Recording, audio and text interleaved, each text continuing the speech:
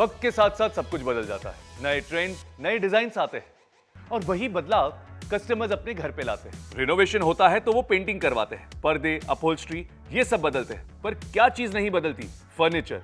खास तौर पर फिक्स्ड फर्नीचर जैसे वॉल या ceiling panel, TV unit, wardrobe या फिर किचन कैबिनेट। जानते हैं क्यों? क्योंकि पुराने लैमिनेट को उखाड़कर उस पर नया लैमिनेट लगाना यानी कि ज्यादा समय, ज्यादा खर्चा और उससे भी ज्यादा झंझट।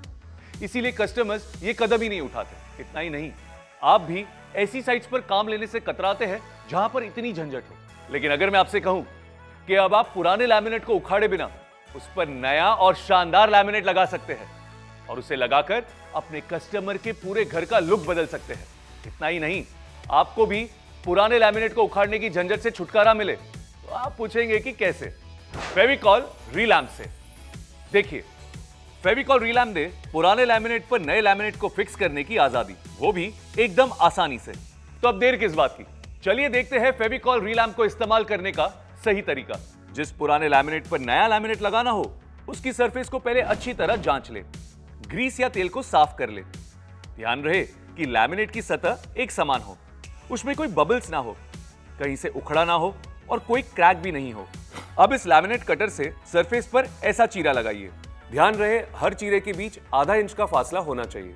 अब पुराने लैमिनेट को एक साफ कपड़े से अच्छे से साफ कर ले। फेविकॉल रीलैम्प के कार्ट्रिज के नोजल को बीचों बीच काट ले और कार्ट्रिज को सीलेंट गन में लोड करें।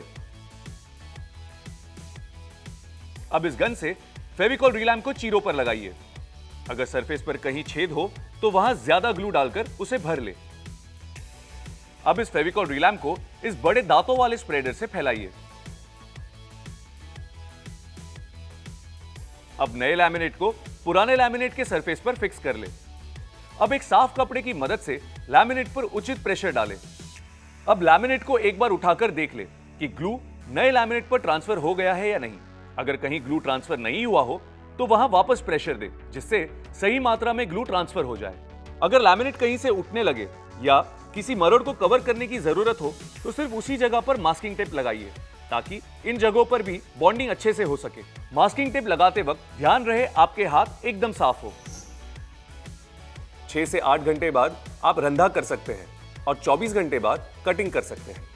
तो देखा आपने, लैमिनेट चाहे कितना भी पुराना हो, हॉरिजॉन्टल हो या फिर वर्टिकल, अब बिना पुराना लैमिनेट उखाड़े उस पर नया और शानदार लैमिनेट लगाइए और अपने कस्टमर्स को फेविकॉल रीलैम्प से एक नया घर दीजिए।